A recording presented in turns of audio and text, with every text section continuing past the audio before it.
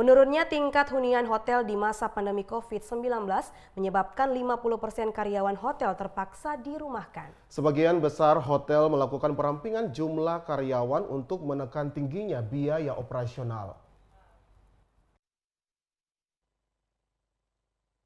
Sejumlah hotel di kota Ambon telah merumahkan 50% karyawannya sejak pandemi COVID-19 mewabah di kota Ambon.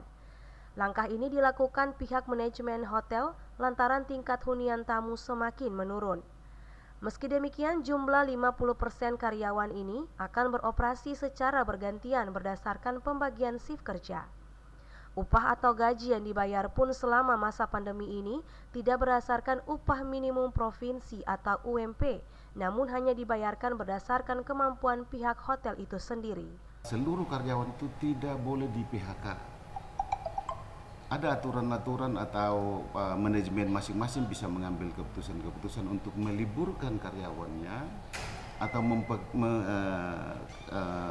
kasih mereka tuh kerja 50%. Itu ada yang kalau seperti contoh di Malaysia ini kan kita bagi dua ya. Kita bagi dua. Awal pertama bulan itu memang kita meliburkan mereka 2 bulan. Yang menjalankan ini cuman manajemen ya, jadi mereka yang ada pada manajerial ke atas. Ketua PHRI Maluku Teni Borlola menjelaskan ini merupakan salah satu upaya yang dilakukan pihak manajemen hotel agar semua karyawan tetap dipekerjakan. Novita Bonara, Samsudin Sanduan melaporkan.